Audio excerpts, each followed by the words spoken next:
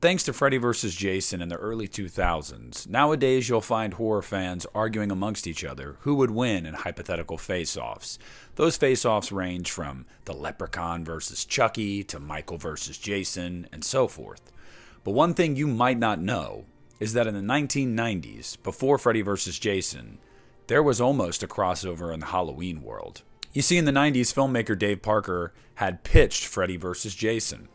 Now that was unsuccessful. So once it was rejected, he tried to think of other icons that could be pitted against each other. At this time, Dimension owned the rights to both Halloween and Hellraiser, so it almost seemed perfect. When the rights to two franchises are under one roof, a la Freddy vs. Jason, you naturally try to put them against each other. Parker took audio clips and video clips from previous Halloween and Hellraiser movies, put them together, did a narrated voiceover, and created a trailer. That trailer he called Helloween. He used that trailer to pitch an idea to Dimension Films about pitting Michael Myers versus Pinhead, Halloween versus Hellraiser, whatever you want to call it. That was the idea that Dave Parker had. Now, if you're anything like me, the first time you heard this idea, or if this is the first time you're hearing it now, you're going, how in the hell would that work? How could you merge their two worlds? How would that even be a fair fight?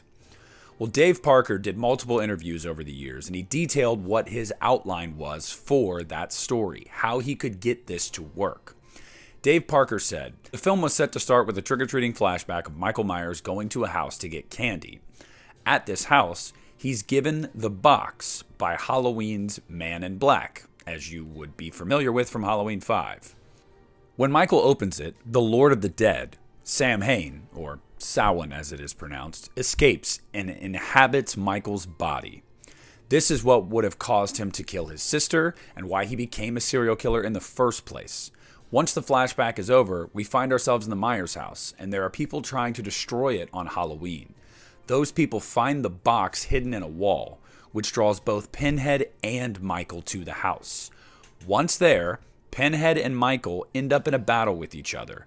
Of course, the final act of the film would have taken place in hell because there are no rules in horror movies, and there are certainly no rules in these wild crossover horror films. Dimension didn't think this movie would sell. They thought it would be a box office bomb. This was pitched almost a decade before Freddy vs. Jason was even a thing. Doug Bradley himself saw 2 scripts for Helloween, and he was excited to come back. Doug Bradley was actually looking forward to returning to the role of Pinhead in this film. Rumors began to circulate that Clive was going to write a script for it and John Carpenter was going to direct it.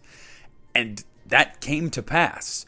If you saw Halloween 25 Years of Terror, the documentary that was released in 2003, you will hear Clive Barker speak about that. That was something that they were going to do. John wanted to do it. Clive wanted to do it. Doug was going to do it. Everybody that you would want to be a part of it was going to be a part of it. This was going to happen.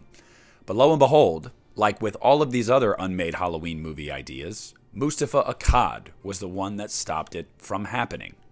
See, Mustafa ended up retaining the rights to all the sequels, and he did not want to put the two together. Absolutely not. Now, at the time, Hellraiser and Halloween fans both seemed to not be interested in the idea. Halloween fans thought it would muddy the waters of their franchise, and Hellraiser fans at that point had just become so jaded because the franchise had gone into straight-to-DVD hell. Neither franchise was really being taken seriously at the time. They were both at a low point, and I think most people thought this would just make things worse, not better. But after the success of Freddy vs. Jason, Dimension Films was reportedly interested in doing it again, and they even held a poll on the HalloweenMovies.com message board to see if people wanted to see it. The no's were 54%, the yeses were 46%. Now, is that the sole reason that it didn't happen? No, but it definitely played a part in it. Dimension was trying to test the waters. They wanted to see if the fans would actually go support this thing. And when it seemed like the majority did not want it, it was another nail in the coffin of a film that was probably never going to take place anyway. This was right before there were more rights issues with the Halloween franchise anyway, so it was almost like a last gasp before Rob Zombie would come back and resurrect the Halloween franchise, while Hellraiser still stayed straight to DVD. So at the end of the day, the reason this film never happened was a multitude of factors. Dimension Films thinking it would be unsuccessful, waiting almost 10 years from the original pitch to actually consider it. Mustafa Akkad being against the idea entirely, and with him being the primary rights holder, he kind of had final say anyway. And then the majority of the fan base speaking out online saying they didn't want to see it. Now, whether they would have done the film anyway or not, we'll never know. Because a year later, Mustafa Akkad was tragically killed in a terrorist bombing. So we'll never know whether this film was actually ever going to happen. But as long as Mustafa was around, he had no interest in seeing this through. It is interesting to know that John Carpenter, Clive Barker, and Doug Bradley were all going to do it, and they were all excited about doing it. I said in one of these earlier videos that John Carpenter always had this attitude about him, that he was done with Halloween, he never wanted to come back to Halloween. But when you go through history and really look into it, there have been multiple occasions where John was approached, or John approached them, about wanting to get back into the franchise. John was never done with this thing. John always wanted to come back to Halloween. It's his baby, your firstborn. Sometimes you hate him so much, but you can't deny that you love him at the same time. This idea would have been cool. I don't think it would have been entirely plausible, but Freddy vs. Jason really isn't either. Would it have been a fair fight? Absolutely not. As much as I love Michael Myers, Pinhead would have just carte blanche, especially in hell. I don't think he would have stood a chance. The only chance Michael has is that he doesn't die. So Pinhead could inflict whatever he wanted to onto Michael and he'd just keep going. But this is an idea that I always wanted to see, and I still do. Because I love both franchises. And I think when it comes to crossover films, no matter the genre, you have to just kind of suspend disbelief and just go with what they're trying to give you.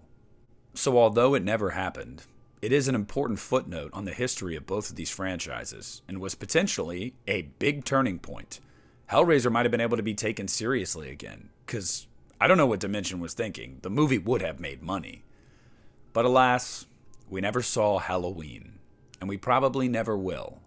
So we'll never get the answer to the question, could Michael Myers have challenged Pinhead for the ruler of hell?